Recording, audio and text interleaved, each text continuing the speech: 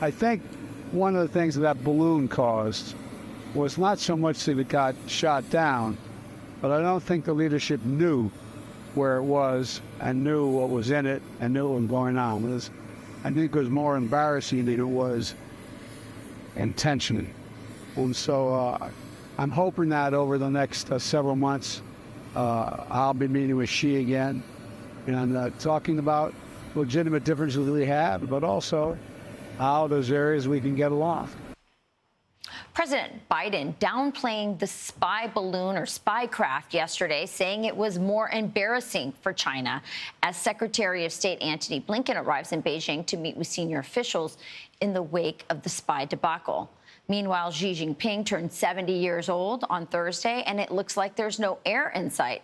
Here to react is senior analyst for the Asia-Pacific region at Morning Consult, Scott Moskowitz. Hi, Scott. It's so great to have you this morning. So why do you think that Joe Biden is downplaying this incident of the Chinese flying a spycraft across our country? Well, I don't think he's necessarily wrong. I think people tend to think of China as this hegemony, this sort of all-knowing institution, the Communist Party. But things do slip by. They're not sort of as together sometimes as we think. I think there is a chance that it sort of got away from them. Happened at a time when U.S. and China were both starting to try to normalize relations, and it really blew things out of the water. One thing we've seen in our data is that since the incident, negative views of China have really been on the rise, and they're just starting to slow a little bit now. So if you think that it was unintentional, why were there other spy crafts that were flying over our country? Well, I don't think it was unintentional spying. Obviously, China spies on us. It's a lot about the face of it. It certainly was unintentional to have it drift into our airspace. I think they certainly didn't do a good job with that. So that's saying two different things. Does China spy on us? Absolutely they do. And we do on them, of course. So you don't think that this might be this downplaying might have something to do with trying to appease them so that they don't look bad and can get Antony Blinken can get a meeting with them, or even the fact that, the Biden financial ties to China, their family ties to it. Many people are wondering if these kinds of statements indicate that the president of the United States is potentially compromised. I won't necessarily speak to that. I think there is a sense on both sides that, we really need to sort of walk back where relations are heading before something dangerous happens, around Taiwan or the South China Sea.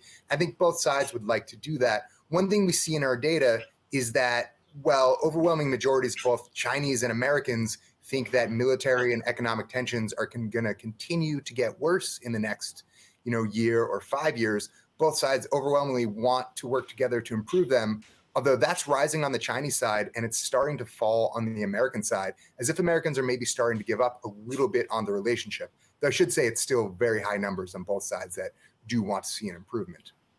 Right. It seems like Xi Jinping is more interested in meeting with our business, leaders than he is with the representative of the U.S.